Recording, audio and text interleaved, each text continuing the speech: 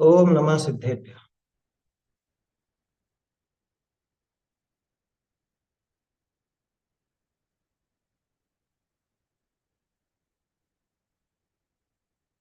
मंगलमय मंगल करण वीतराग विज्ञान।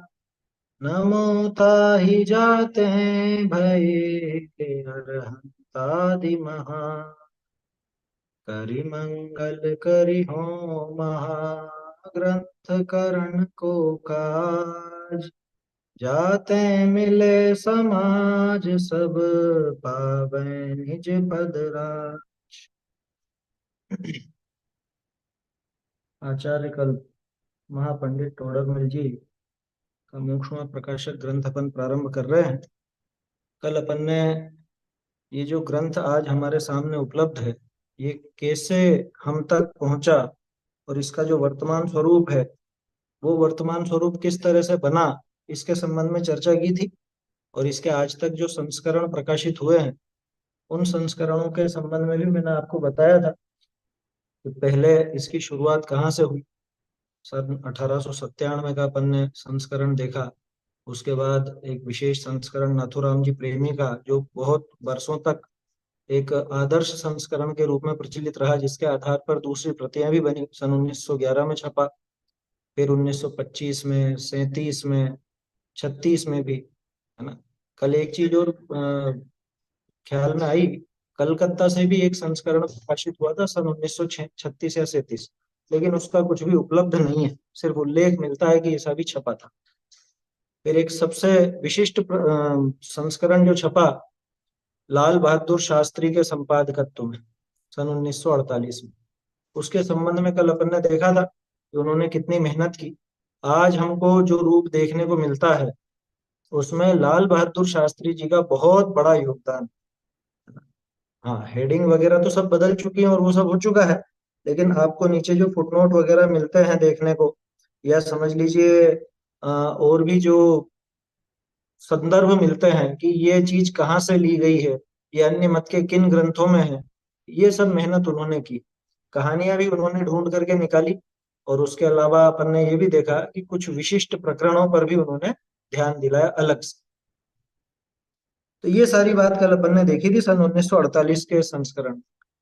तो इसके बाद और क्या विशेष उपलब्धि हुई, तो अभी तक अपन ने जो संस्करण देखे, उनमें रहस्यपूर्ण चिट्ठी का कहीं उल्लेख नहीं, है ना। और दूसरी जो दो बनारसी दास जी की रचनाएं मिलती हैं, उनका भी उल्लेख नहीं मिलता। इसके बाद में परमानंद जी ने, और ये बात कल मैंने बताई थी आप लोगों को कि परमानंद जी ने नाथूराम जी प्रेम इनको लाल बहादुर शास्त्री जी को भी काफी सहायता की थी।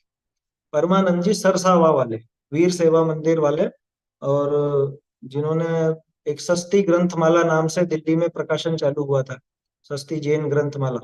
उसमें बहुत सस्ती कीमत पर ग्रंथों को छापा जाता। उसमें सबसे पहला ग्रंथ जो छपा वो मोक्षमार्ग प्रकाशक था। ये कल अपन देख चुके थे कि लाल बहादुर शास्त्री जी ने अनुवाद छापा था ढूंढारी से बदल के, वो पहला हिंदी अनुवाद था जो छपा था। तब तक हिंदी अनुवाद नहीं छपता था, तब तक ढूंढारी छपता था। सन 1950 में, फिर 55 में, 60 में और 65 में परमानंद जी ने, सरसावा वाले परमानंद जी ने जो मोक्ष मार्ग प्रकाशक छापा, वो ढूंढारी से ही छापा। वो भी विशिष्ट है। विशिष्ट इसलिए है क्योंकि लाल बहादुर जी ने जो प्रस्तावना लिखी थी, उसमें किसी किसी जगह पर कुछ गड़बड़ियां थी। मतलब कुछ मान्यता, जैसे ग्रंथ के नाम के संदर्भ में अपन ने देखा कि वो मोक्ष मार्ग प्रकाश सिद्ध कर रहे थे। तो परमानंद जी ने ये सिद्ध किया कि मोक्ष मार्ग प्रकाशक ही ग्रंथ का नाम। और एक और चीज विशेष बता दूं, परमानंद जी वो पहले व्यक्ति थे जिन्होंने मूल हस्तलिखित प्रति से काम किया। मूल हस्तलिखित प्रति उनके देखने में आई, है ना, भले वो फोटोकॉपी के रूप में आई हो या कैसे भी आई हो, मूल हस्तलिखित प्रति उन्होंने देखी और उसके आधार से अपना संपादन किया था। इसलिए परमानंद जी का वो ग्रंथ देखना अपने को अभीष्ट हो जाता है। प्रस्तावना भी बहुत विस्तृत है उनकी, जैसे लाल बहादुर जी की थी वैसी इनकी भी है। और बहुत सी विशेष बातें हैं जो इन्होंने लिखी हैं। मैं वो ग्रंथ आपको दिखाऊं तो काफी लंबा हो जाएगा। टोडरमल जी के संबंध में आज वर्तमान की जैसे दादा की अपन प्रस्तावना देखते हैं, उस प्रस्तावना का आधार लाल बहादुर शास्त्री की और परमानंद जी की प्रस्तावनाएं हैं। माने बहुत सा मैटर आपको वहां पर मिल जाए। इनकी प्रस्तावना में ही रायमल जी का भी विशेष वर्णन है। ब्रह्मचारी रायमल जी का बहुत बड़ा योगदान था टोडरमल जी के ग्रंथों को लिखवाने में और प्रचार प्रसार करवाने में, है ना। तो रायमल जी के संबंध में भी अपने परमानंद जी ने यहाँ पर उल्लेख किया है। काफी सारी बातें हैं। और टोडरमल जी के विशेष विशेष जो पद्य हैं, पद्यों पर भी ध्यान उन्होंने दिलाया, और विशेष जो गुण हैं उन पर भी उन्होंने लिखा।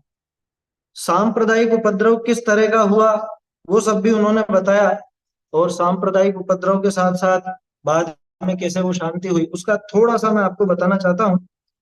इतिहास देख रहे हैं तो ये भी जानना जरूरी है। टोडरमल जी की रचनाओं के संबंध में अभी तक अपन ने बात नहीं की। अभी तक अपन जो जो ग्रंथ छपे उन्हीं के संबंध में चर्चा कर, क्रम से वो सारी बातें अपन लेंगे। अभी मोक्षमा प्रकाशक का परिचय भी अपन देखेंगे। अभी तो प्रकाशन किस तरह से अपने हाथ में आया है वो बात कर रहे हैं। तो फिर भी बीच में ये चर्चा बता देता हूँ कि जब मोक्षमा प्रकाशक की तो शुरुआत नहीं हुई थी, लेकिन सम्यक ज्ञान चंद्रिका, जिसको शुरुआत में टोडरमल जी ने गोमट सार, कर्म कांड और जीव कांड, इन दोनों की टीका के रूप में ही लिख रहे थे। बाद में लब्धिसार क्षपणासार मिल गया तो वो काम भी हुआ। लगभग 3 साल इस ग्रंथ को पूरा होने में लगे, इसका संशोधन वगैरह जो भी हुआ। सन 1818 में ये अपने सामने में आया। सन नहीं, सॉरी, संवत 1818 में सम्यक ज्ञान चंद्रिका अपने सामने उपस्थित हुआ। उस समय पर ये जो सामाजिक उपद्रव की बात है वो बताना चाहता हूँ। उस समय पर राजनीतिक और सामाजिक परिस्थितियां बहुत अनुकूल नहीं थी। जैनों का प्रभाव बढ़ता हुआ था, ये बात पक्की है। जयपुर में आज भी आप देखेंगे पुराने शहर में जाके तो जगह जगह जैनों के बसाए हुए वो समझ लीजिए बड़ी बड़ी हवेलियां और मंदिर और उनके चौक, ये सब चीजें थी। व्यापार वर्ग में भी जैनों का प्रभुत्व था। और दीवान भी बड़े बड़े अपने थे, दीवान रतन चंद जी, दीवान बाल चंद जी, दीवान बधी चंद जी हालांकि बाद में आए। लेकिन इन सब का बहुत प्रभाव था। तो जाहिर सी बात है जिसका ज्यादा प्रभाव होगा, और अगर वो अल्पसंख्यक है तो बहुसंख्य लोगों को तो ईर्ष्या होनी ही होनी। श्याम तिवाड़ी एक नाम प्रसिद्ध है, ये आपने परिचय में पढ़ा होगा, नहीं पढ़ा हो तो याद रख लीजिए। श्याम तिवाड़ी नाम के एक व्यक्ति ने, वो अन्यमति था, नाम से स्पष्ट है। और राजा उस समय जो राजा थे उन राजा को माधव सिंह, राजा माधव सिंह को अपने वश में कर लिया और बहुत तोड़फोड़ मचाई। उस जमाने में बहुत बड़े बड़े आलीशान मंदिर जो बने हुए थे उनको तोड़वाया फोड़वाया, सब काम करा। 1.5 साल तक वो उपद्रव मचा। 1.5 साल तक, 1.5 साल तक जैनों की जमीनें हड़पना, उनके व्यापारों को ठप करना, उनकी संपदाएं छीन लेना, मंदिरों को तोड़ाना फोड़ाना, राजगुरु बन करके ये सब उसने काम किया। राजा चक्कर में आया हुआ था। लेकिन धीरे धीरे जब आंखों पे से पर्दा हटा, लगभग सन संवत 1819 के आसपास, तब जाके वो उपद्रव शांत हुआ। और राजा भी थोड़ा दरिया दिल हुआ कि अरे अपन ने बहुत व्यर्थ में इन पे उपद्रव किया है, तो इनको जी भर के जो भी लिया गया, इनसे सब छीना गया सामान वापस कर दो जैनों को, और सब सुविधा कराओ। उसी के फलस्वरूप संवत 1821 में इंद्रध्वज विधान हुआ था, उसका आयोजन हुआ था, जिसका जिक्र कल मैंने किया था आप लोगों से। तो संवत 1821 में जो इंद्रध्वज विधान हुआ उसमें बहुत बड़ी प्रेरणा ये रायमल जी, इस उपद्रव से बाहर आकर के और उसकी पूरा एक खाका तैयार करने में। आप उसका वर्णन पढ़ेंगे तो अचंभित रह जाएंगे, उस जमाने में कितना बड़ा आयोजन हुआ है। वो अगर आपको पढ़ना है तो इंद्रध्वज विधान महोत्सव की पत्रिका और रायमल जी की जीवन पत्रिका, ये दोनों उपलब्ध है, ये दोनों आप पढ़ सकते हैं। और उसमें वर्णन पढ़ेंगे तो आंखें आश्चर्य के मारे फटी रह जाएंगी आप। हम सोचते हैं मशीनी युग आज, उस जमाने में जब मशीनों की शुरुआत थी उन्होंने मशीनों से चलने वाले ऐसी ऐसी चीजें बुलवाई थी उसमें। 64 गज भाई, 64 गज का बड़ा सारा चबूतरा बनाया, उस पे बिना खंभों का इतना बड़ा पांडाल बनाया गया, और मणों से टनों से उसके अंदर कितनी रद्दी लगी, कितना कपड़ा लगा, कितना क्या लगा, वो सारी डिटेल उसके अंदर है। बहुत सुंदर रचना थी ना, वो सारी रचना वहां पर की गई थी। अपने समझ लीजिए नंदीश्वर द्वीप की रचना और वो सब चैत्यालयों की रचना, उसमें कृत्रिम रचनाएं की गई थी। इतना बड़ा, इतनी बड़ी मतलब एक प्रक्रिया वहां पर हुई, और उन सब में आकर्षण का केंद्र बिंदु कौन था? टोडरमल जी। ये कल मैंने आपको बताया था, उस पत्रिका का वंश आप पढ़ोगे तो उसमें आपको दिखेगा कि टोडरमल जी का नाम एक आकर्षण के रूप में प्रयोग में लाया। जैसे मुख्य आकर्षण, तो मुख्य आकर्षण कौन? कि यहाँ पे टोडरमल जी हैं, वो गजब का उनका क्षयोपशम है, उनसे मिलने पर आपके सारे संदेह दूर हो जाएंगे, इसलिए जरूर इस आयोजन में आ जाओ। और ऐसा भी लिखा, इस पर्याय में ऐसा दूसरा आयोजन मिल देखना दुर्लभ है। ये उन्होंने उस जमाने में पत्रिका का एक, समझ लीजिए जैसे आजकल आमंत्रण पत्रिकाएं होती हैं, ये उस जमाने की आमंत्रण पत्रिका थी। पढ़िएगा, कभी समय मिले तो जरूर पढ़िएगा। मैं पूरे विस्तार से उसको इसलिए नहीं ले रहा हूँ क्योंकि सिर्फ एक सामान्य परिचय देना मेरा उद्देश्य है। बाकी जिसको जिज्ञासा होगी वो वहां से पढ़ ले। हाँ, एक और चीज कह देता हूँ, शायद फिर भूल जाऊं, कल भी भूल गया था। एक ग्रंथ अभी प्रकाशित हुआ है, हिंदी साहित्य के उन्नायक, जैन साहित्यकार पंडित टोडरमल जी ऐसा नाम करके, टोडरमल जी के ऊपर एक ग्रंथ प्रकाशित हुआ है। उसमें भी ये दोनों पत्र मौजूद है, दोनों पत्रिकाएं मौजूद हैं। और टोडरमल जी के संबंध में जितने भी बड़े बड़े लेखक हुए हैं, उन्होंने जो लेख लिखे हैं, आज के नहीं, 50-60 साल पहले के, वो सारे लेख उसके अंदर उपलब्ध हैं। वो मंगलायतन और उत्तर प्रदेश सांस्कृतिक विभाग के द्वारा प्रकाशित किया गया है। और मतलब हम लोगों ने भी देखा, उसमें काफी मेहनत की है। तो आप लोग देख सकते हैं उसको, वो ग्रंथ मंगा सकते हैं, पीडीएफ भी उपलब्ध है। मंगलायतन से मिल जाएगा आपको वो ग्रंथ, जयपुर से भी मिल जाएगा, संजय जी भाई साहब के पास भी मिल जाएगा। हिंदी साहित्य के उन्नायक विद्वान आचार्य कल्प पंडित टोडरमल जी, ऐसा नाम है उसका। चलिए, तो ये उपद्रव वगैरह तो सब होता रहा, और फिर वो पूजा महोत्सव हुआ। लेकिन फिर वापस क्या हुआ? वापस से धीरे धीरे, पहले तो वो श्याम तिवारी को निकाल दिया, लेकिन धीरे धीरे लोगों को बस में उसने लेना चालू किया। फिर राजा को वापस वशीभूत कर लिया, और इस बार ऐसा वशीभूत किया कि टोडरमल जी की हत्या करवा। टोडरमल जी की हत्या जो हुई संवत 1823 अथवा अथवा 1824, ये दो में से निर्णय नहीं हो पाता है क्योंकि अंदाजा ही लगाया जाता है। एक तिथि भी मिलती है, बहुत से लोग उसको टोडरमल जी का समाधि दिवस मनाने लगे हैं, कार्तिक सुदी पंचमी। कार्तिक सुदी पंचमी को उनकी हत्या नहीं हुई थी, कार्तिक सुदी पंचमी को ये उपद्रव किया गया था। क्या? कैसा उपद्रव? वो जो उन्होंने साजिश रची कुछ लोगों ने मिलकर के, एक भगत राम जी साहब हुए हैं जिन्होंने बुद्धि विलास नाम का ग्रंथ लिखा है, उसके अंदर ये पूरे प्रकरण का उन्होंने खुलासा किया है कि कुछ लोगों ने ऐसी साजिश रची, और उसमें राजा को ऐसा भड़का दिया कि ये लोग शिव पिंडियां उखाड़ते हैं और ये अपने धर्म का विरोध करते हैं। किस्मत की बात है कि मोक्षवा प्रकाशक जो सभा में चलता था, पांचवा अधिकार अन्य मत समीक्षा था ही सही, तो अन्य लोग तो वैसे भी भड़के हुए थे। देखो, जहां पे तर्क शक्ति समाप्त हो जाती है ना, वहां पे इंसान हिंसा पर उतरू हो जाता है। टोडरमल जी के तर्कों का और उनके खंडन का कोई जवाब किसी के पास था नहीं, कोई अन्य मत का विद्वान उनके समक्ष ठहरता नहीं था। तो क्या करें? तो हाथापाई पर उतरेंगे। हाथापाई खुले में नहीं कर सकते, तो क्या करें? कि राजा को अपने बस में करो। राजा था तो अन्य मती, तो राजा को अपने बस में कर लिया। और फिर ऐसी बातें उसको सिखाई गई, सुनाई गई कि भैया ये अपने शिव पिंडियों को उखाड़ते हैं और अपने धर्म का विरोध करते हैं, ऐसा करते हैं, वैसा करते हैं। और ऐसा ही कुछ झूठा प्रपंच रच के ये देखो देखो शिव पिंडी उखाड़ दी। तो उस जमाने के जितने भी अपने बड़े बड़े जैन लोग थे, चाहे वो दीवान हो, बड़े बड़े सेठ हो, बड़े व्यापारी हो, सबको जेल में डाल दिया। और कि इनका मुखिया कौन है? इनका मुखिया वो है टोडरमल जी। तो टोडरमल जी को मरवा दिया, हाथी के पैर के नीचे कुचलवा दिया गया, मतलब गंदगी में गड़वा दिया गया। ये सारा काम। इसमें एक चीज है कि हाथी का जो प्रसंग है, हाथी के पैर के नीचे मरवाने का, उसका स्पष्ट प्रमाण नहीं मिलता है। स्पष्ट प्रमाण इस बात का मिलता है कि राजा ने बहुत तुरंत फुरत में उनको मरवाया, और गंदगी में गाड़ दिया, इसलिए गाड़ दिया कि कोई दूसरा हिम्मत नहीं कर सके। इसके संबंध में मुझको बहुत समय से एक जिज्ञासा है, अभी भी है, और उसका मन में समाधान भी ध्यान है वैसे तो, कि उस जमाने के जितने भी साहित्यकार हुए, उन्होंने किसी ने भी राजा का ऐसा उल्लेख क्यों नहीं किया? सिर्फ एक बुद्धि विलास में मिलता है, इसके अलावा वहां क्या घटनाक्रम घटा और क्या क्या हुआ, इसका उल्लेख क्यों नहीं किया? रायमल जी ने क्यों नहीं किया, जयचंद जी ने क्यों नहीं किया, दौलत राम जी ने जिन्होंने पुरुषार्थ सिद्धि उपाय की रचना पूरी की, उन्होंने क्यों नहीं किया? ये एक मन में खटकने वाली बात है। सब मौन क्यों साधे रहे? तो इसका जवाब भी अपने को मिलता है, परमानंद जी ने इसके संबंध में लिखा है ना, और वो बात बिल्कुल सही है। अ, इसमें बहुत सारी चीजें हैं, वो आप इसमें से देख सकते हैं, जो प्रस्तावना लिखी है परमानंद जी ने। मैं तो अंतिम प्रकरण आपको सुनाना चाहता हूँ, वो इसमें आपको जवाब मिलेगा।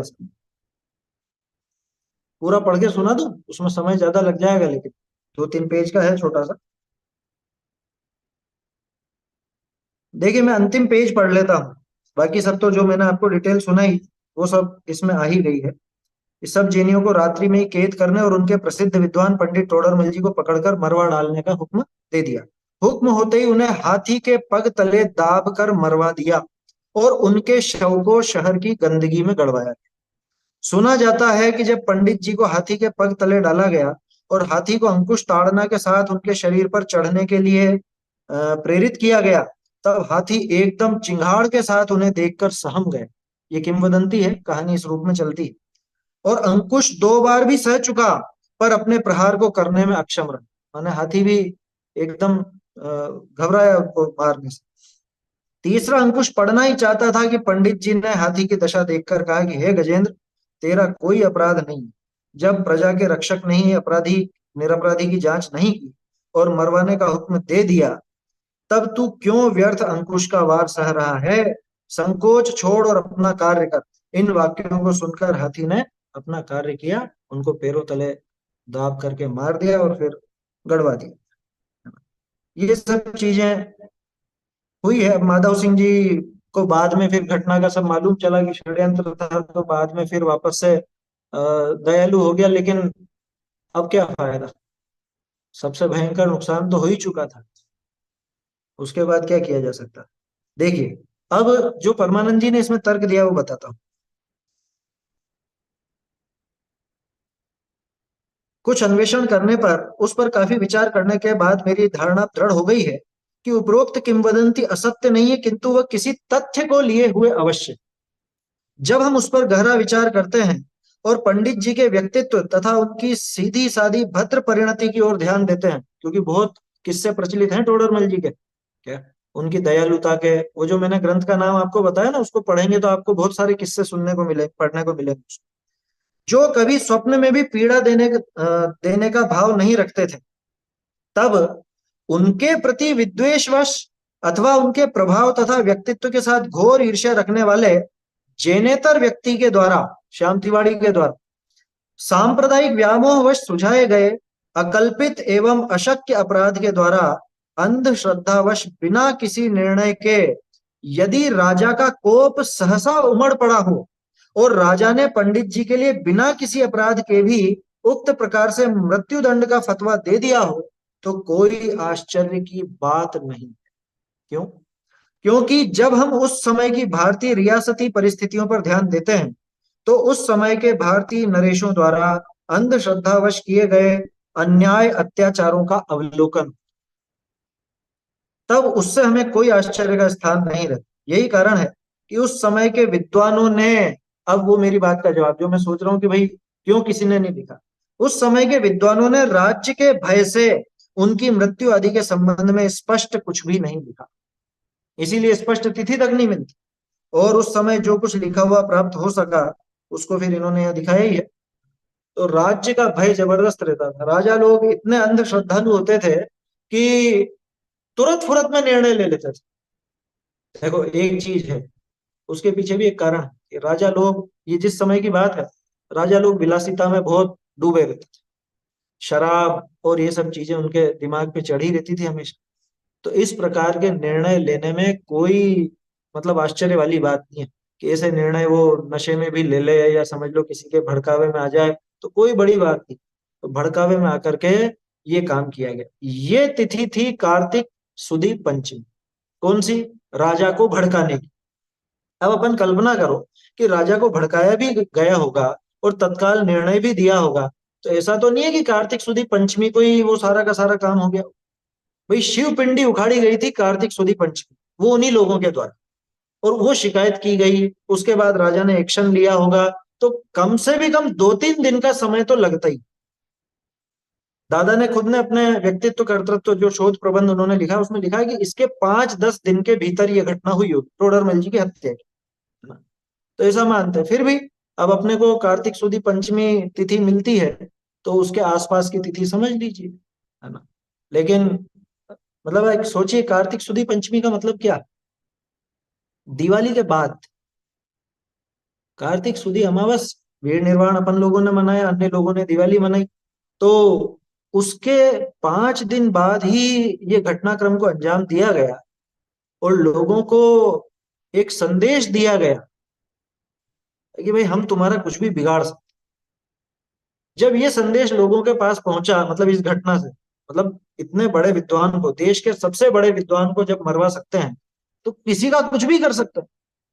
तो ये भय भी एक कारण रहा, जिस वजह से टोडरमल जी की हत्या के संबंध में ज्यादा उल्लेख अपने को मिलते नहीं, है ना। फिर भी बात छुपी रहती नहीं, कहीं ना कहीं से कुछ ना कुछ उपलब्ध हो ही जाता है। तो इस तरह से इस घटना का जिक्र यहाँ परमानंद जी ने इसमें किया है, बाकी और लेख भी उपलब्ध हैं, वो लेख आप देख सकते। तो ये परिपाटी, ये जो प्रस्तावना वगैरह ये सब हुई, और ये संस्करण अपने सामने आते रहे। परमानंद जी के संस्करणों की विशेषता, एक तो ये प्रस्तावना, दूसरा मूल ढूंढारी पाठ वापस से सामने आया, शुद्ध होकर के सामने आया। तीसरी बात, रहस्यपूर्ण चिट्ठी को सबसे पहले मोक्ष मार्ग प्रकाशक के साथ इन्होंने प्रकाशित किया। अलग से तो प्रकाशित हुई थी, अलग से पहले भी प्रकाशित हुई थी, ऐसा नहीं कि प्रकाशित नहीं हुई थी, लेकिन अलग से छोटी सी पुस्तक कौन पढ़े। मोक्ष मार्ग प्रकाशक के साथ देने का उपाय सबसे पहले परमानंद जी का था। और इसके तीसरे चौथे संस्करण में उन्होंने रहस्यपूर्ण अपने बनारसी दास जी की उपादान निमित्त की चिट्ठी और परमार्थ वचनिका, ये भी इन्होंने सबसे पहले प्रकाशित की, जिसका क्रम आज तक अनवरत जारी है। आज आपके हाथ में जो पुस्तकें हैं, चाहे वो सोनगढ़ से प्रकाशित हो, चाहे स्मारक से प्रकाशित हो, चाहे मंगलायतन से प्रकाशित हो, यूं समझ लीजिए कि उसका मूल आधार, उस अनुवाद का आधार परमानंद जी की कृति थी। सन 60 और 65 में जो छपी थी, वो थी। वैसे भी सोनगढ़ से सबसे पहली बार सन 1966 में छपी थी, है ना। 65 में आखिरी बार परमानंद जी ने छापी, सन 66 में सोनगढ़ से सबसे पहली बार छपी। सोनगढ़ फिर जयपुर, तो वो क्रम चलता रहा, और वो क्रम आज तक जारी है। ये जो अपनी दोनों संस्थाएं हैं, टोडरमल स्मारक और सोनगढ़ से स्वाध्याय मंदिर ट्रस्ट, इसको श्रेय जाता है मोक्ष मार्ग प्रकाशक को घर घर में पहुंचाने। क्योंकि पहले जितने भी संस्करणों की अपने अपन ने बात की, उन्होंने भी छापा, मेहनत सबने की, लेकिन वो इतनी संख्या में प्रचार प्रसार नहीं कर पाए जितना प्रचार प्रसार स्मारक ने और सोनगढ़ ने मिलकर। लाखों की संख्या में ग्रंथ छपा है, लाखों की संख्या। आप सारे संस्करणों के वो प्रकाशित प्रतियों को एक हिसाब लगाओगे ना, तो मेरा अनुमान है कि 5 लाख से कम नहीं हो, मेरा अंदाजा है। इतना छप चुका है, इतना छप चुका, सभी भाषाओं का मिला हुआ। गुजराती संस्करणों की तो अपन ने बात ही नहीं की, मराठी की बात नहीं की, कन्नड़ की बात नहीं की, अंग्रेजी की बात नहीं की, उर्दू की बात नहीं। और सोनगढ़ से छपने लगा, स्मारक से छपने लगा, उसके बाद तो किसी और ने काम हाथ में ही नहीं लिया। एक बार दिल्ली से सन 84-85 में जरूर छपा था, लेकिन वो पुराने ढर्रे पर था, तो वो ज्यादा प्रचलन में नहीं आ पाया। और आज भी प्रकाशन में जारी है, ठीक है ना। तो ये तो प्रकाशित संस्करणों की बात अपन ने की। अब आप कहोगे कि प्रकाशित संस्करणों की बात की, लेकिन पढ़ोगे तो आप ढूंढारी से। तो ये प्रकाशित संस्करणों का इतिहास देख करके हम क्या करें कि भाई, इसलिए देखो कि ये ग्रंथ कितना प्रसिद्ध है और इसकी क्या क्या विशेषताएं हैं। इसलिए उन संस्करणों की प्रस्तावना वगैरह अपने को देखनी चाहिए। अब एक प्रश्न और खड़ा होता है ना, पहले रेज हैंड है, इसको देख लेते हैं अपन। बोलिए।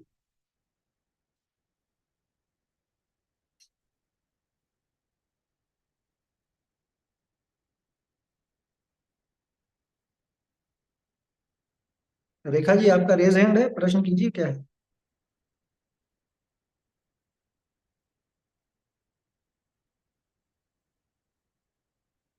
हाँ, पंडित जी, जब उनको ऐसे दंड दिया तो उनकी तरफ से कोई सराहना करने वाला नहीं था कि झूठी बात पर दंड दे दिया उनको?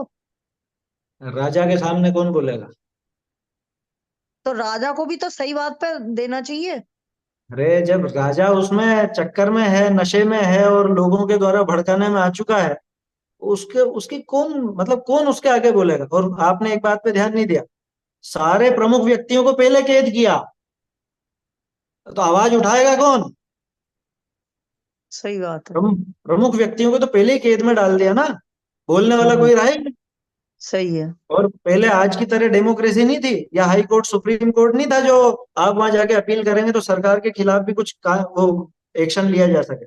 उस टाइम तो राजा ही था जो कुछ भी था। आया समझ? टोडरमल जी क्या बोलते हैं? टोडरमल जी ने तो कह तो दिया, अभी अपन ने वो हाथी वाला प्रसंग पढ़ा था कि भैया जिसको निर्णय करना था जब उसने ही नहीं किया तो तू क्यों घबराता। कल आपने ध्यान दिया होगा, अपन ने एक पंक्ति पढ़ी थी जो इन्होंने लिखी थी, अपने क्या नाम था, लाल बहादुर शास्त्री जी। मैं कल बाहर से आई थी, मैं 2-3 दिन से थी नहीं। ठीक है ठीक है, आप सुन लीजिए, है ना, आप म्यूट कर लीजिए अभी। हाँ। तो कल अपन ने जो पंक्ति देखी थी उसमें है कि एक शहीद की मृत्यु, है ना, सिपाही जैसी दृढ़ता और शहीद की मृत्यु, ये दोनों भी चीजें टोडरमल जी को मिली थी। तो उन्होंने परवाह नहीं की कि क्या करें, किसके आगे हाथ फैलाएं। वो जानते थे कि भाई आयु शेष नहीं है तो नहीं हो सकता। आया समझ? और मुझको तो एक प्रसंग ऐसा भी है जिससे ऐसा लगता है कि टोडरमल जी को ये आभास तो था, क्योंकि उन्होंने एक जगह लिखा है कि इतने इतने ग्रंथों का हमारा अभ्यास पाया जाता है, इतने की हमने टीका की है, और अगर अ, आगे और भी 5-7 ग्रंथों की टीका करने का विचार है, आयु शेष रहेगी तो जरूर करें, ऐसा उन्होंने वहां जिक्र किया। तो वो सहज रूप से किया है या उनको कुछ ऐसा आभास था, ऐसा अपन पक्का नहीं कह सकते। आभास कैसे था आप पूछ सकते हो, आभास कैसे था कि भाई उनकी जो आदत थी, वो ग्रंथ लिखते थे और सभा में बांटते थे। तो जब वो सभा में बांटते थे, पांचवा अधिकार लिखा जा चुका था, है ना, पांचवें अधिकार में अन्य मत की समीक्षा थी और धज्जियां उड़ा दी गई एक तरह से। तो सभा के बीच में सभी तरह के लोग होते थे, सारे के सारे तो भक्त नहीं होंगे, कुछ बड़बोले लोग भी होंगे, जिनके कोई अन्य मती मित्र भी होंगे। तो उनसे आपस में फालतू की चर्चाएं भी करी होंगी कि अरे तुम्हारे धर्म में तो ऐसा है, तुम्हारे धर्म में तो ऐसा। और वो लोग समझते होंगे कि ये वहां से सुन के आते हैं और हमको भला बुरा कहते हैं।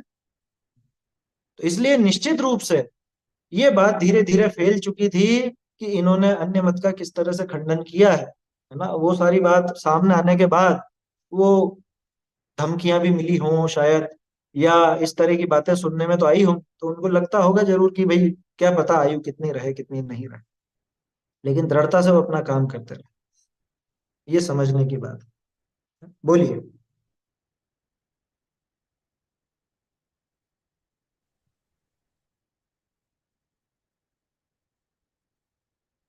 बोलिए, माइक चालू हुआ था।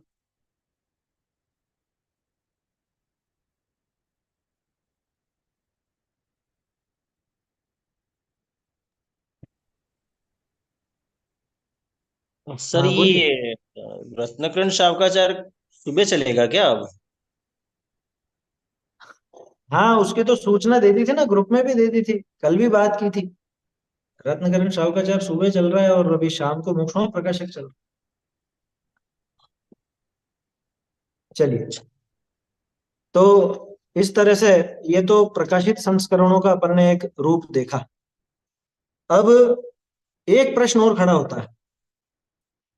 हम मोक्ष मार्ग प्रकाशक को देखते हैं, सोनगढ़ से छपे हुए, स्मारक से छपे हुए हैं, तो इसमें अनुवाद है ना, ढूंढारी तो नहीं है, अनुवाद है। और इसका संपादन आदरणीय दादा डॉक्टर हुकमचंद जी भारिल साहब ने किया है, छोटे दादा ने। तो हमारे दिमाग में प्रश्न खड़ा होना चाहिए कि लाल बहादुर शास्त्री जी ने और परमानंद जी ने इतना सब काम किया, इतनी सब डिटेल निकाल के दी, तो फिर दादा ने क्या किया? ऐसा प्रश्न भी आ सकता है कि फिर इन्होंने क्या किया। तो इनका बहुत बड़ा योगदान मैं आपको बताऊं, अभी तक जितने भी संस्करण अपन ने देखे, उनमें एक संपादन, जो एक व्यवस्थित संपादन होता है, व्यवस्थित संपादन माने जैसे अभी अपन ने कल मूल हस्तलिखित ग्रंथ देखा था, उसमें आपने देखा होगा कि कहीं पे कोई कोमा वगैरह नहीं होते हैं, कोई पैराग्राफ नहीं होते हैं, कोई हेडिंग नहीं होती है, ये सब चीजें नहीं होती। विषय सूची जरूर पहले संस्करण से मिल रही है, सन 1897 से, वो अपन ने देखा। लेकिन विषय सूची भी व्यवस्थित नहीं थी, या जो ग्रंथ चल रहा है अंदर में, उसका संपादन एक व्यवस्थित संपादन नहीं था। क्यों? पैराग्राफ बहुत बड़े बड़े थे, एक एक पेज के पैराग्राफ, दो दो पेज के पैराग्राफ। तो पाठक को समझ में नहीं आता कि कहाँ से क्या विषय चल रहा है, कहाँ से क्या विषय नहीं चल रहा है। हेडिंग बराबर नहीं दी हुई थी। हालांकि परमानंद जी ने हेडिंग बीच में लगाने का काम चालू कर दिया था। परमानंद जी वाली प्रतियों में आपको हेडिंग बीच बीच में मिल जाएगी, लेकिन वो भी इतनी ज्यादा व्यवस्थित नहीं दिखती है। जब आप तुलनात्मक रूप से देखोगे ना, तो आपको अंतर नजर आए। अब मैं आप सबसे अनुरोध करूंगा, आपके पास जो पुस्तकें हैं, चाहे वो स्मारक की हो चाहे सोनगढ़ की हो, उसमें आगे प्रकाशकी और संपादकी ये सब दिया होगा, तो वो आप निकाल के रखें। उसमें से मैं कुछ चीजें बताऊंगा, उन पर चर्चा करेंगे। वो स्क्रीन पर नहीं दिखाऊंगा मैं, क्योंकि वो प्रकाशित है, छपा हुआ है, इसलिए उसकी जरूरत नहीं। तो दादा की ये सबसे बड़ी मेहनत है कि एक तो उन्होंने उस सारे काम को व्यवस्थित किया। अनुवाद उन्होंने नहीं किया, ध्यान रखना। अनुवाद दादा ने नहीं किया, दादा ने संपादन किया, और संपादन बहुत गजब का किया। ये इससे पता चलता है कि उनके संपादन करने के बाद जितने भी प्रकाशन हुए, है ना, चाहे बाद में मंगलायतन से हुआ हो या अभी भी सोनगढ़ से होता हो या कुछ भी होता हो, तो आपको कोशिश यही रहती है प्रकाशकों की कि पेज नंबर और संपादन का मतलब एडिटिंग, संपादन का अर्थ एडिटिंग है ना, जो उन्होंने एडिटिंग की है, पेज नंबर, पैराग्राफ या लाइनें आपको लगभग लगभग वहीं पे मिल जाती। थोड़ी बहुत दो चार लाइन आगे पीछे हो सकती है ना, वो प्रूफ सेटिंग की वजह से होती है, टाइप सेटिंग की वजह से, लेकिन लगभग लगभग वहां पे मिलेगी। तो ये एक व्यवस्थित रूप देने में दादा का सबसे बड़ा योगदान। दूसरा, दादा का इससे भी बड़ा योगदान टोडरमल जी के संबंध में पीछे जो चली आई कुछ गलत धारणाएं थी, कुछ गलत मान्यताएं थी, या कुछ हालांकि ज्यादातर तो नाथूराम जी ने, परमानंद जी ने और लाल बहादुर शास्त्री जी ने बहुत सारी चीजें तो सामने ले आए थे, लेकिन उनसे भी जो चीजें छूट गई थी, वो सब चीजें दादा सामने लेकर के आए अपनी पीएचडी के माध्यम से। ग्रंथ सबसे पहले 1966 में छप गया था अपने यहाँ से, मतलब सोनगढ़ से, हिंदी अनुवाद की बात कर रहा हूँ। दादा ने उसके ऊपर पीएचडी की टोडरमल जी के व्यक्तित्व और कर्तृत्व पर सन 1973 में, और उसके बाद उसका संपादन भी किया। तो उन्होंने जो पीएचडी की है वो आद्योपांत पढ़ने लायक। आप लोग उसको जरूर पढ़िए, पंडित टोडरमल व्यक्तित्व और कर्तृत्व, इस नाम से दादा ने पीएचडी जो की है, वो पढ़ने लायक ग्रंथ है। आप उसको शोध ग्रंथ समझ के भी मत समझना, उबाऊ होगा। कम से कम उसका पहला चैप्टर जो इतिहास और टोडरमल जी का परिचय वगैरह है, वो जरूर पढ़ लीजिए, है ना। क्योंकि अपन इतने विस्तार में वो सब परिचय नहीं ले रहे हैं, वो अपना विषय भी नहीं, अपने को ग्रंथ चालू करना है। ये तो मैं आपको उसकी एक पूर्व भूमिका बता रहा हूँ, इस वजह से सब बातें अपन कर रहे हैं। बहुत से लोगों को तो शायद इसमें थोड़ी सी ऊब हो रही होगी कि ग्रंथ कब चालू होगा, लेकिन ये चीजें जानेंगे तो आपको महत्व विशेष आए, इसलिए अपन ये सब देख। देखिए, संपादकीय आप देखेंगे तो उसके अंदर दादा ने बताया है कि उन्होंने संपादन में क्या प्रयोग किए। इसके बाद आप आ जाइए प्रस्तावना। आप पीडीएफ सबकी उपलब्ध है, ग्रंथ की भी, और जिन जिन ग्रंथों के मैंने नाम लिए हैं वो भी। आज मैंने ग्रुप पर एक उसकी फोल्डर की लिंक भेजी है। आज तक जितने भी छपे हुए हैं मोक्षों प्रकाशक, आप उसमें से वो देख सकते हैं। उसके अलावा टोडरमल जी के संबंध में जो भी नया ग्रंथ निकला, जिसमें पुराने लेख हैं सब, उसकी भी पीडीएफ में ग्रुप पर वापस भेज दूंगा। आप लोग उसमें से पढ़ेंगे तो आपको बहुत सी नई नई जानकारियां मिलेंगी। देखिए, प्रस्तावना में मुख्य मुख्य बातें आपको बताता जाता, उसी के परिचय का, और सारी बातें भी जानने को मिल जाएंगी। प्रस्तावना देख लीजिए। सबसे पहले पेज पे आप बीच में पैराग्राफ पढ़ेंगे, कहा निरंतर हजारा पुरुष स्त्री देवलोक की नाई, चैत्यालय आए महापुण्य उपार्जन, दीर्घ काल का संचय पाप ताका क्षय करें, 150 भाई पूजा करने वाले पाइए। उस जमाने का देखो आप चित्र, अपने दिमाग में कल्पना करो, कैसा मंदिर था, कैसे लोग थे, कितनी संख्या थी। अभी हम ऑनलाइन ऑनलाइन करके भी इतने लोग नहीं जुटा पाते हैं जितने टोडरमल जी की डेली की सभा में बैठते थे। समझ में आई बात? तो कौन मुकाबला करेगा? अभी के शिविरों में जितनी संख्या बैठने वालों की होती है वो 5-7 दिन की होती है सिर्फ।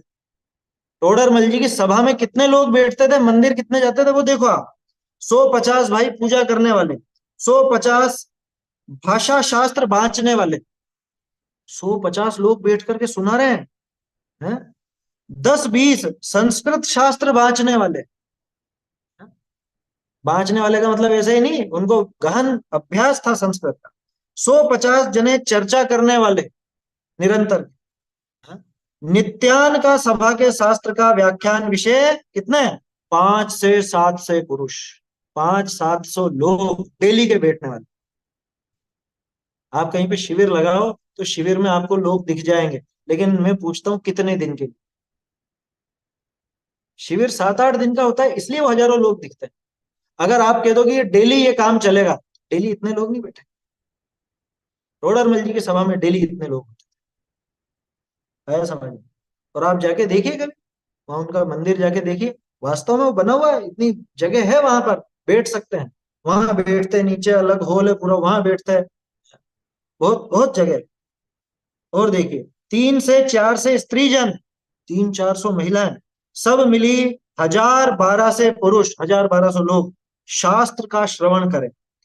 20-30 बायां शास्त्राभ्यास करें, बायां मतलब महिलाएं, 20-30 महिलाएं भी शास्त्राभ्यास कराती थी। उस जमाने की बात चल रही है। आज भी भारत में महिला साक्षरता का रेशो अगर देखोगे तो वो काफी कम दिखता है। उस जमाने में महिलाएं पढ़ा रही हैं, ये मामूली बात नहीं है। और देखो, देश देश का प्रश्न यहाँ आवे, ये रहस्यपूर्ण चिट्ठी का जो प्रकरण है, आपको पता है रहस्यपूर्ण चिट्ठी टोडरमल जी की सबसे पहली रचना मानी जाती है। संवत 1811, मोक्षमा प्रकाशक तो 1823-24 तक चल रहा था। संवत 1811 में मुल्तान से टोडरमल जी के पास चिट्ठी आ रही। इसका क्या मतलब? कि उसके पहले ही उनकी प्रसिद्धि कितनी फैली हुई थी। वो जो रहस्यपूर्ण चिट्ठी है, मुल्तान के निवासियों ने उनको भेजी, और देश विदेश तक, मतलब पूरे देश भर से उनके पास ये सब चीजें आती। तिनका समाधान होए वहां पहुंचे इत्यादि अद्भुत महिमा, चतुर्थ कालवत या नगर विषय जिन धर्म की प्रवृत्ति पाई है। चौथे काल के समान ये प्रवृत्ति, ये जो अंश अपन पढ़ा अपन ने अभी, ये अंश है अपने वो इंद्रध्वज विधान महोत्सव की पत्रिका। ये आमंत्रण पत्रिका में लिखा उन्होंने कि भैया ऐसा माहौल नहीं मिलेगा तुमको। लाल बहादुर शास्त्री जी ने एक जिक्र किया था, वो कल मैं बताना भूल गया। जयपुर उस समय हर चीज में आगे था। जैनों की जनसंख्या उस समय सबसे ज्यादा जयपुर में, जैन विद्वान सबसे ज्यादा जयपुर में, ग्रंथों के लिखने का काम सबसे ज्यादा जयपुर में, जैन धर्म के सबसे ऊंचे विद्वान टोडरमल जी उस समय जयपुर। और ये जो अभी सभा का वर्णन किया, ये जो बात बताई, ये भी जयपुर में। किस चीज में पीछे था? बड़े बड़े राजनीतिक पदों पर जैन लोग जयपुर में, व्यापार केंद्र जयपुर में, हर चीज जयपुर है, समझ? ये वो स्वर्ण युग था। और क्या करो अब, लेकिन वो जो दुर्घटना घटी वो तो घटी गई। ये सब चीजें हैं, है ना? टोडरमल जी का परिचय थोड़ा सा अपन समझ ले। बहुत से लोग टोडरमल जी को पहले 27 साल का मानते थे, मतलब 27 की आयु मानते थे, लेकिन सबसे पहले लाल बहादुर शास्त्री जी ने वो प्रश्न उठाया, परमानंद जी ने उसको आगे बढ़ाया, और दादा ने आखिरकार उसको सिद्ध किया कि 27 नहीं 47 वर्ष की आयु टोडरमल जी की मिलती। वो उन्होंने सिद्ध किया। तो संवत 1823-24 के आसपास उनका मरण मानते हैं, तो उससे लगा लीजिए हिसाब, 47 साल पहले, यानी संवत 1776-77 के आसपास उनका जन्म हुआ, है ना? कहाँ हुआ ये तो नहीं कह सकते, क्योंकि जयपुर उस समय पे बराबर से बसा नहीं था। जयपुर की बसावट उस समय चल रही थी, तो हो सकता है जयपुर से बाहर हुआ या जयपुर में ही हुआ हो। उस समय नया नया था जयपुर। और इनके पिताजी का नाम जोगीदास जी था, है ना? खंडेलवाल थे, गोदी का गोत्रज थे। ये सब बातें तो आप परिचय में पढ़ ही चुके हो। ये तो भाग का परिचय भी आपने पढ़ा होगा भितरा विज्ञान पाठमाला का, तो उसमें भी मिल जाएगा। इनकी माता के नाम के संबंध में संशय, क्योंकि वो जो इनकी लिखावट है उसमें रमा देवी, अब वो जो म है वो भ जैसा भी लगता है, तो बहुत से लोग उसको रंभा देवी समझते हैं, बहुत से लोग रमा देवी समझते हैं। दूसरा, परमानंद जी ने लाल बहादुर जी ने लक्ष्मी भी कहा, क्योंकि रमा नाम लक्ष्मी का है ना? तो इनका जो वो छंद है, उस छंद के हिसाब से लक्ष्मी अथवा रमा देवी अथवा रंभा देवी, ये इनकी माता का नाम मिलता है। पत्नी का नाम कहीं पे मिलता ही नहीं है। दो पुत्रों के नाम मिलते हैं, हरिचंद और गुमानी राम।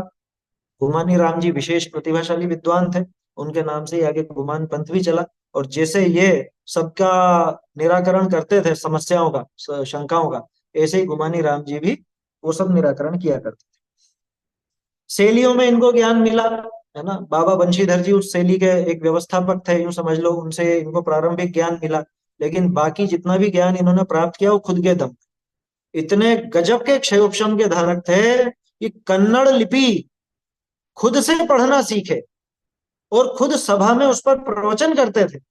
पढ़ना सीखे, लिखना सीखे। कन्नड़ लिपि आप समझते हैं, कर्नाटक की जो भाषा है वो जिस लिपि में लिखी जाती है आसान नहीं है, उसको आसानी से पढ़ा नहीं जा सकता। दक्षिण भाषाएं जितनी भी हैं वो अपने लिए तो सब एक जैसी हैं। हमारे सामने आप तमिल रख दो कि मलयालम रख दो कि कन्नड़ रख दो, तेलुगु रख दो, हमको समझ में ही नहीं आएगा ये कौन सी भाषा है। आया समझ में? इतनी कठिन भाषाएं वो अपने आप स्वयं सीखे और उसकी उन्होंने अर्थ कर करके लोगों को पढ़ाया भी। तो ये मालूम पड़ता है कि गजब के ज्ञानी थे, गजब। ऐसी विलक्षण प्रतिभाएं मतलब देखने में नहीं आती, ये हकीकत है। तो ऐसा भी इनको ज्ञान था और उन्होंने बहुत प्रयास किए अन्य ग्रंथों को मंगाने के भी, साउथ से ग्रंथों को मंगाने के प्रयास भी किए, धवला जी वगैरह मंगाने का प्रयास भी किया, लेकिन वो सफलता उनको मिली नहीं। एक चीज और है, पेज नंबर 18 पर आप देखेंगे प्रस्तावना वाला जो है, तो उसमें रायमल जी ने एक चीज लिखी, बहुरी 12,000 त्रिलोक सार की टीका व 12,000 मोक्ष मार्ग प्रकाशक ग्रंथ, अनेक शास्त्रा के अनुसार और आत्मानुशासन जी की टीका 1,003 या तीना ग्रंथा की टीका भी टोडरमल जी 47 बरस की आयु पूर्ण करी परलोक विषय गमन किया, है ना। ये चीज चर्चा संग्रह में मिला, इसके आधार पर दादा ने ये निश्चित किया कि 47 वर्ष की आयु उनको मिली थी। इसमें खास बात ध्यान देने की क्या है, 12,000 श्लोक प्रमाण मोक्ष मार्ग प्रकाश, ये है भी सही। लेकिन इंद्रध्वज विधान महोत्सव की पत्रिका में उन्होंने लिखा 20,000 श्लोक प्रमाण मोक्ष मार्ग प्रकाश, जबकि वो पत्रिका संवत 1821 से पहले की। तो ये एक थोड़ी सी गुत्थी ऐसी उलझती है कि जो ग्रंथ अधूरा है, ये मतलब रायमल जी दो कथन क्यों कर रहे हैं, एक तो 12,000 श्लोक प्रमाण और उधर 20,000 श्लोक प्रमाण। यहां तो स्पष्ट लिखा है कि ये पूरी करके मतलब 12,000 श्लोक प्रमाण पूरी करके आयु पूरी हुई और मर मतलब उनका मरण हुआ, ठीक है ना। तो इसको अपन ऐसा समझें कि 12,000 श्लोक प्रमाण तो उपलब्ध है, बाकी का 8,000 श्लोक प्रमाण हो सकता है कि गायब हो गया हो, राजा ने जो सामग्री उनकी जब्त की उसके साथ जब्त चला गया हो, ये हो सकता है। आपको जो आखिरी पेज इसका देखने को मिलेगा जहां पे बहुरी का बहु लिखा हुआ है, उसके संबंध में भी मैं आपको बताऊंगा कल जब अपन ग्रंथ देखेंगे, या आज ही समय मिला तो देखेंगे। तो वो टोडरमल जी का आखिरी पेज नहीं, ये मैं दावे के साथ कह सकता हूं, मैं आपको सिद्ध करके बताऊंगा आखिरी पेज क्यों नहीं है। उसके आगे कम से कम एक पेज तो जरूर था, कम से कम एक पेज जरूर था। बाकी अगर रायमल जी की माने तो 8,000 श्लोक प्रमाण, यानी यूं समझ लो आपकी 60% तो उपलब्ध है, 40% छीन लिया गया और उसके बाद भी वो अधूरा ही था। तो ग्रंथ कितना बड़ा होता अपन नहीं कह सकते। दादा का कहना तो ये था कि 5,000 पेजों में मिलता है अगर पूरा होता तो। अभी जो 3,500 पेज, 350 पेज मिलते हैं, 350 की जगह 5,000, यानी कि लगभग लगभग 15 गुना बड़ा। समझ में ही बात, कहने का अर्थ है कि लगभग 10% भी उपलब्ध नहीं है, 7-8% ग्रंथ उपलब्ध, ये अपन कह सकते। पूरा होता तो इतना बड़ा। ठीक है, आगे बहुत सारी बातें टोडरमल जी के संबंध में है ना। टोडरमल जी ने जो खुद का परिचय दिया है मैं वो आपको दिखाना चाहता हूँ, मतलब मुझे व्यक्तिगत रूप से वो छंद बहुत प्रिय है और टोडरमल जी का असली असली रूप उन छंदों में दिखता है। देखो, इस छंद के पहले एक बात और बता दूं, टोडरमल जी की रचनाएं कौन कौन सी थी। गोमटसार जीवकांड की टीका, गोमटसार कर्मकांड की टीका, लब्धिसार, क्षपणासार की टीका और इन सब की अर्थ संदृष्टि, ये सारा का सारा कर्णानी योग, ठेठ कर्णानी, ठीक है। इसके अलावा त्रिलोकसार भाषा टीका, वो भी कर्णानी योग। इसके अलावा आत्मानुशासन भाषा टीका, वो चरणानी योग का कह लो या भावना प्रधान ग्रंथ कह लो। इसके अलावा पुरुषार्थ सिद्धि उपाय की टीका जो भी अधूरी रही वो अध्यात्म मिश्रित चरणानी योग। और इसके अलावा रहस्यपूर्ण चिट्ठी, है ना, वो तो प्योर अध्यात्म। और मोक्ष मार्ग, जिसमें चारों ही अनुयोगों का सार लेकर के अध्यात्म को मुख्य किया गया। मैं पूछता हूं आपसे कि टोडरमल जी कौन से अनुयोग को सबसे ज्यादा नजदीक पाते थे, या टोडरमल जी के हृदय में क्या बसा हुआ था? ग्रंथों की संख्या देखोगे तो कर्णानुयोग ज्यादा नजर आता है ना, और ग्रंथ का आकार भी देखो कर्णानुयोग का ही विशेष दिखता है, क्योंकि लगभग 55,000 60,000 श्लोक प्रमाण तो ये अपने सम्यक ज्ञान चंद्रिका। इसके अलावा यहाँ कितना लिखा, 15,000 श्लोक प्रमाण लिखा था ना त्रिलोक सार, तो इतना तो उन्होंने कर्णानुयोग लिखा। लेकिन मैं आपको ये कहना चाहता हूं कि टोडरमल जी इन सब कर्णानुयोग या सिद्धांत ग्रंथों को लिखते हुए भी अंदर से उनका अध्यात्म ही अध्यात्म भरा हुआ था। और ये मेरी मनगढ़ंत बात नहीं है, आपको अगर देखना हो तो सम्यक ज्ञान चंद्रिका की पीठिका देख, त्रिलोक सार की पीठिका देखना। पीठिका माने प्रस्तावना, इस पर हमने तो अलग से चर्चाएं भी की हैं, पहले हम चर्चाएं कर चुके हैं, और जो लोग उस चर्चा में थे आपको मालूम होगा कि कितना अध्यात्म उनमें भरा हुआ। इसके अलावा उनकी जो प्रशस्तियां हैं, वो प्रशस्तियां आप लोग देख, आपको पता चल जाएगा कि टोडरमल जी के दिल में क्या था। वो छंद वैसे ही, अब खुद का परिचय देखिए आप क्या देते हैं। पेज नंबर 21 पर है प्रस्तावना में, मैं हूं जीव द्रव्य नित्य चेतना स्वरूप मेरो लग्यो है अनादिते कलंक कर्म मल को। ताहि को निमित्त पाए रागादिक भाव भय, भयो है शरीर को मिलाप जैसे खल को। रागादिक भावनी को पाए के निमित्त पुनि होत कर्म बंध, ऐसो है बनाव कल को। ऐसे ही भ्रमत भयो मानुष शरीर जोग, बने तो बने यहाँ उपाव निज थल को। छंद में थोड़ी सी प्रिंटिंग मिस्टेक है, हाँ, वो अपने को देखो। एक और चीज बता दूं आपको, हमारे पास सम्यक ज्ञान चंद्रिका और मोक्ष मार्ग प्रकाश, इन दोनों ग्रंथों की टोडरमल जी की खुद की हाथ की लिखी हुई प्रति मौजूद है, उसकी पीडीएफ मौजूद है। आया समझ? वो खुद की, मतलब उनके खुद के हाथ की, ये दोनों चीजें। इसलिए कहाँ पे क्या गलतियां वो भी ध्यान में है, और वो पहले मैंने बताया आप लोगों को, तो वो देखेंगे समय समय आने। यहाँ देखो कैसा खुद का परिचय दिया कि कौन हूं मैं, कि भैया मैं तो जीव द्रव्य हूँ, नित्य चेतना मेरा स्वरूप है, और अनादि से कलंक लगा हुआ है कर्म मल का, इसकी वजह से ये शरीर मिला और ऐसा हुआ, ये सारी बात इसके अंदर। रागाधिक भाव भी मिले, उनकी वजह से ऐसा ये बनाव बना, जैसे कल, कल यानी मशीन, जैसे मशीन का ऑटोमेटिक एक सिस्टम ऐसा बन गया। यहाँ मेरे रागादि भाव हुए, इधर कर्मों का बंध हुआ, और ऐसे शरीर आदि सब परिस्थितियां ऐसी बन गई। आखिरी लाइन खास ध्यान देने की, ऐसे ही भटकते भटकते मनुष्य पर्याय मिल गई। अब बने तो बने यहाँ उपाव निज थल को, ये मेरा जो स्वयं का स्थल है, मेरा मोक्ष अथवा मेरा आत्म स्वरूप, उसका अगर उपाय बने तो यहाँ बन जाए। यहाँ हमारा प्रयास आत्म स्वरूप को प्राप्त करना। ऐसे ही आगे देखिए आप 38वां छंद देखिए, मैं आत्म अरूप उद्गल खंड मिली के भयो परस्पर बंध, यो असमान जाति पर्याय उपजो मानुष नाम का। आगे देखिए, और तिस पर्याय विशेषों को, ये सारी बात तो उन्होंने की कि कौन कौन थे, माता कौन, पिता कौन, कहाँ पे पैदा हुए, है ना, देश ढूंढार में, और वहां पे रहे, और कहाँ कहाँ आगे जाना हुआ। खास चीज क्या, तिस पर्याय विशेषों कोय देखन जानन हारो सोए। उस पर्याय में ये सारी जो बात की, इसके बीच में जो जानने देखने वाला है, मैं हूं जीव द्रव्य गुण भूप, मैं वो जीव द्रव्य, बाकी ये टोडरमल मेरा नाम नहीं, ये शरीर मेरा नहीं, ये माता पिता मेरे नहीं, ये देश मेरा नहीं। इन सबके बीच में जो जानने देखने वाला तत्व है, मैं तो वो एक अनादि अनंत अरूप। और ये फिर ये क्या दशा बन रही है, राग द्वेष क्यों रहे, कि कर्म उदय को कारण पाए राग अधिक हो है दुखदाय। कर्म उदय की वजह से ये सब होते रहते हैं, लेकिन ते मेरे उपाधिक भाव, वो सब मेरे उपाधिक भाव है, वो मेरा स्वभाव नहीं है।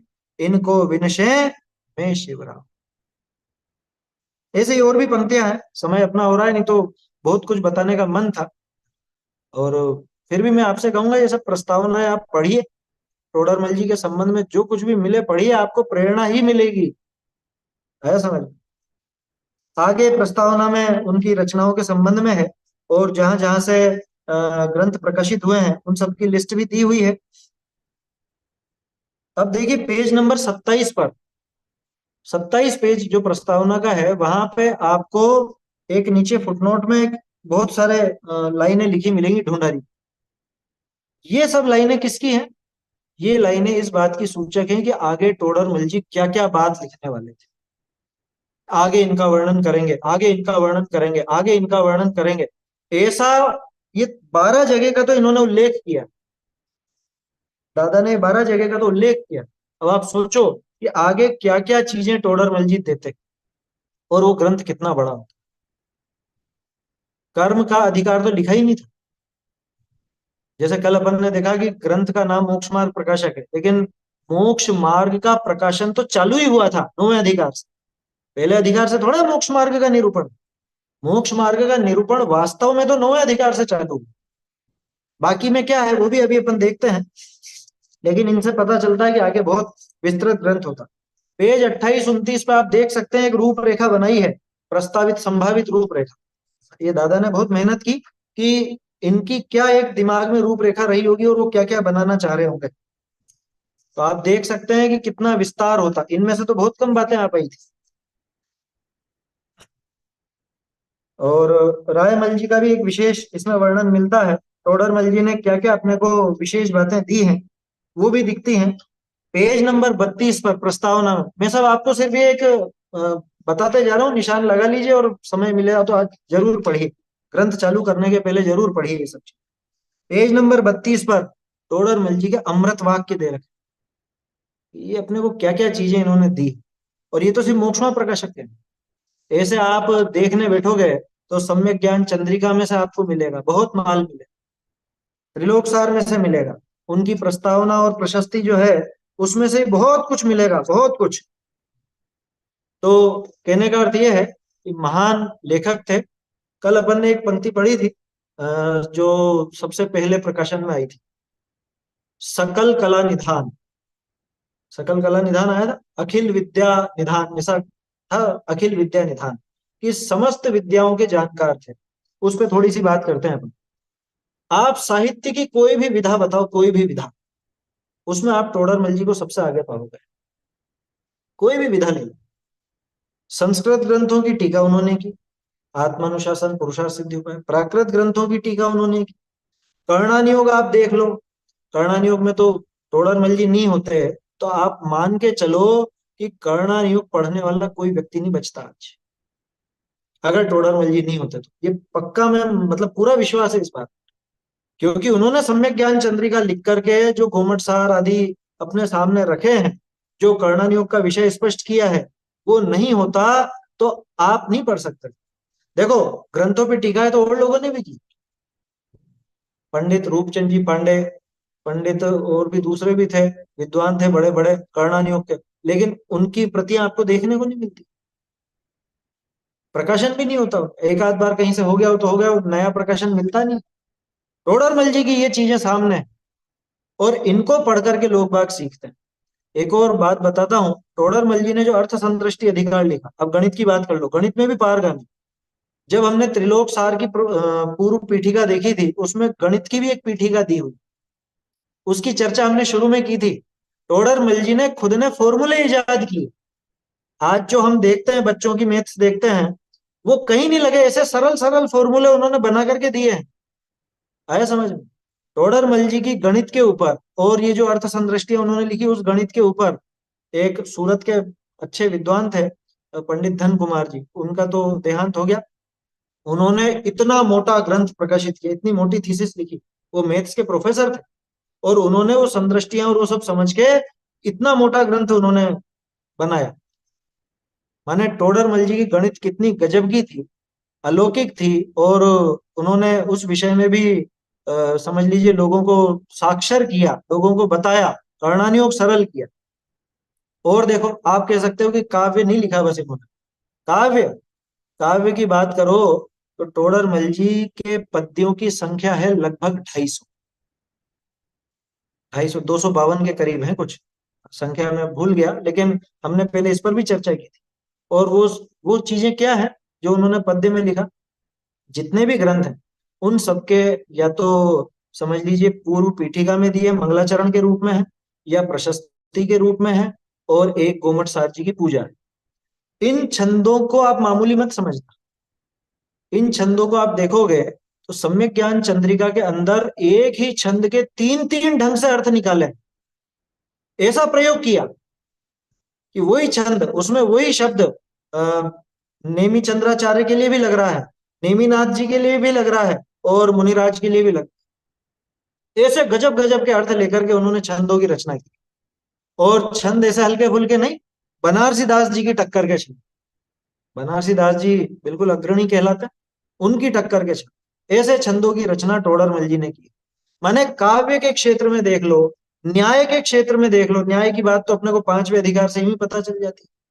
न्याय देख लो, व्याकरण देख लो, अलंकार देख लो, है ये इसके अंदर आपने देखा होगा गोमूत्री का छंद, मैं नमो नगन जैन जन, ऐसे दो चार जगह उन्होंने चित्रालंकार का प्रयोग किया।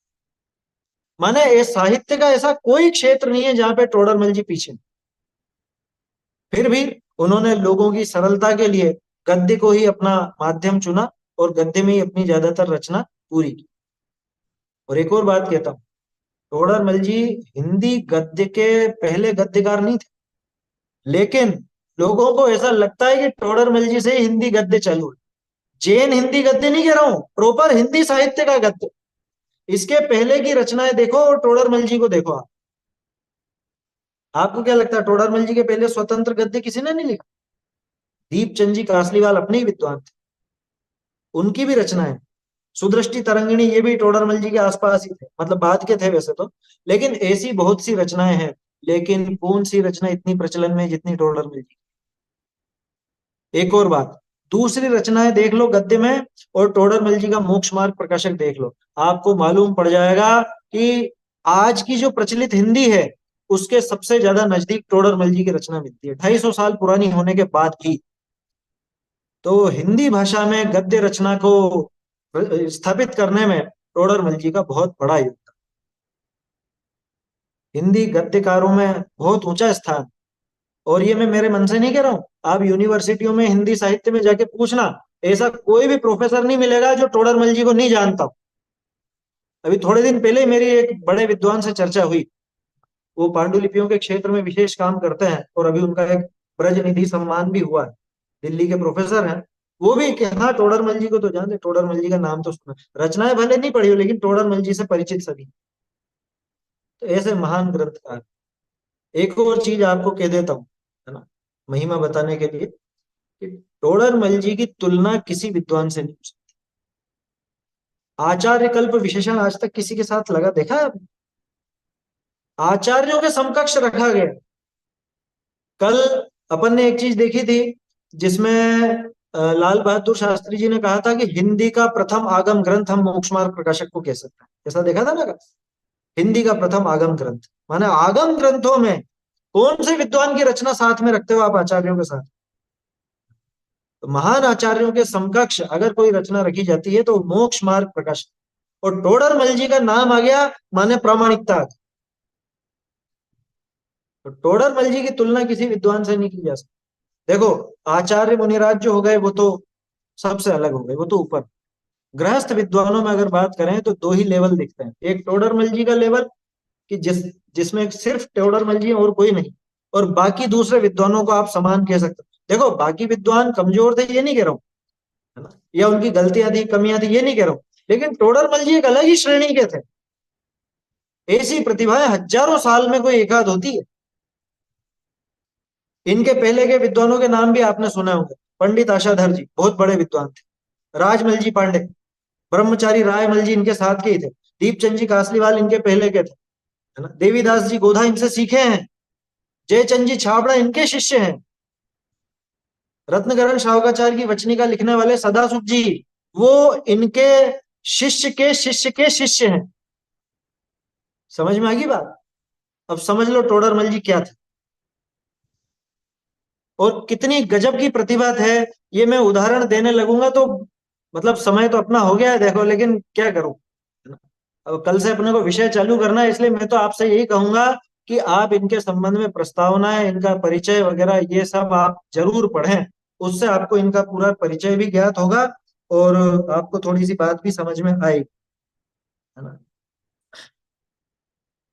देखिए एक चीज और बता देता हूँ, मोक्षमा प्रकाशक का परिचय तो अपन कल ही देखेंगे, मोक्षमा प्रकाशक ग्रंथ में क्या है क्या नहीं है, ये चीज तो अपन कल ही देखेंगे, तो उसके संबंध में अभी बात नहीं करते। अपन जो अब अभ्यास करेंगे कल से, ये प्रस्तावना वगैरह सब हो गई, संक्षेप में करी अपन ने, विस्तार से बात करते तो 2-3 दिन और लग जाते। लेकिन अपन जो अभ्यास करेंगे वो करेंगे टोडरमल जी की मूल हस्तलिखित प्रति के आधार से, जो कल मैंने आप लोगों को दिखाई थी, है ना, उसके आधार से करेंगे। और घबराना नहीं, आप आसानी से पढ़ सकेंगे उसको। आप कह सकते हो कि जब हिंदी में छपा हुआ उपलब्ध है, हमारी गुजराती में छपा उपलब्ध है, मराठी में छपा उपलब्ध है, तो उससे क्यों पढ़ें। उसके लिए आप पेज नंबर 14 निकालिए, प्रकाश की। प्रकाश की का आखिरी पैराग्राफ पढ़िए, आपको मेरी बात का जवाब मिल जाए। इसके संपादन के समय, ये दादा ने लिखा, इसके संपादन के समय ये अनुभव हुआ कि जो लोच और लावण्य पंडित टोडरमल जी की मूल भाषा में था, वह अनुवाद में सुरक्षित नहीं रह पाया। उसे ठीक करने का विकल्प भी आया, पर वह काम इतना बड़ा था जो इस समय समयाभाव से संभव नहीं था। ठीक है, वो तो उनका विकल्प था, लेकिन ये बात अपने आप में बहुत कुछ कह जाती है। देखो, अनुवाद कितना ही अच्छा क्यों ना हो, अनुवाद अनुवाद ही होता है। मूल का जो एक रस है वो उसमें नहीं आ पाता। आया समझ में? मूल बात की बात ही निराली होती है, मूल बात को पढ़ने में जो आनंद और जो रस आता है वो आपको हर कहीं नहीं आ सकता। इसलिए मेरा तो ये प्रयास है, अब ढूंढारी चूंकि अपने बहुत से नियमित स्वाध्यायी जो जुड़ते हैं वो पढ़ना सीख गए, रोज अपन रत्नकरण जी पढ़ ही रहे हैं। टोडरमल जी के प्रति आप देखोगे ना, तो आपको बहुत आनंद आएगा। उनकी मूल भाषा पढ़ के आपको लगेगा कि वास्तव में अनुवाद तो कोई इनके मुकाबले ठहरता ही नहीं, क्योंकि अनुवादक अपनी बुद्धि से अनुवाद कर लेगा, लेकिन टोडरमल जी की बुद्धि कहां से लाएगा वो, टोडरमल जी की भावना कहां से लाएगा। इसलिए अपन अनुवाद ना देख करके मूल से ही देखेंगे। हाँ, ये जरूर है कि आप सबके पास वो मूल प्रति उपलब्ध नहीं है, उसकी पीडीएफ मैंने ग्रुप पर भेज दी है, पीडीएफ आप डाउनलोड कर सकते हैं, उसको देख सकते हैं। और आप साथ में ये ग्रंथ जरूर लेकर के बैठे, जो प्रकाशित ग्रंथ है, चाहे वो स्मारक का हो, चाहे सोनगढ़ का हो, चाहे मंगलायतन का हो, लेकर के जरूर बैठे। क्योंकि हमारी जो पढ़ने की पद्धति रही है, आपको मालूम पड़ जाएगा 2-1 दिन में, अपन उसमें कई जगह निशान लगाएंगे, अन्य ग्रंथों की साक्षी लिखेंगे, और आपस में ही मिलान करेंगे कि कौन कौन से पेज पर ये विषय मिलता है, कैसे खुलता है। तो बहुत आनंद आएगा। आप पहले जो लोग उन चर्चाओं में जुड़े थे, उनसे आप पूछ सकते, क्या पूछने की जरूरत है, आपको खुद को भी लगेगा कि मूल ग्रंथ को पढ़ने में कितना आनंद आता है। तो ये अपन कल से प्रारंभ करेंगे।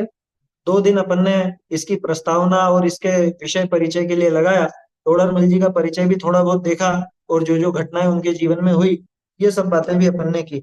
वैसे विषय बहुत विस्तृत है, लेकिन अब क्या करें, देखो समयाभाव में तो इतना ही अपन कर सकते हैं। आपको अगर इससे प्रेरणा लगी हो तो आप लोग खुद से वो पढ़ें, प्रस्तावना भी पढ़ें, और ये सारी पुरानी प्रकाशित प्रतियां हैं उनको भी थोड़ा सा टटोलेंगे तो मालूम पड़ जाएगा, है ना। मुख्य रूप से देखने लायक है, एक तो सन 1948 में छपी हुई लाल बहादुर जी की प्रति, और सन 1960 या 65 की परमानंद जी की प्रति। 65 वाली देख लीजिए, उसमें वो पीछे का सब भाव आ जाए। ये 2 चीजें पुरानी देखने लायक।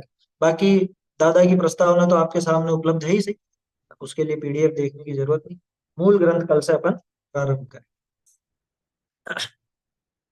और भी यथा समय जैसे जैसे कुछ विशेष बातें ख्याल में आएंगी वो मैं आपको बीच बीच में बताता जाऊं। चलिए समाप्त करते हैं।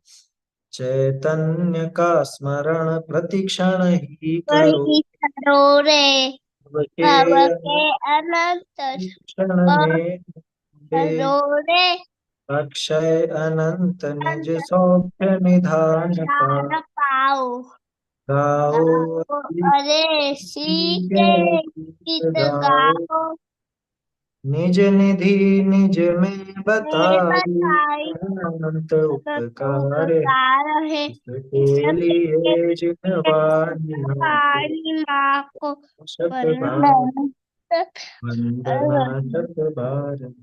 है। चिल्लानी माता की जय। चिल्लानी माता की जय।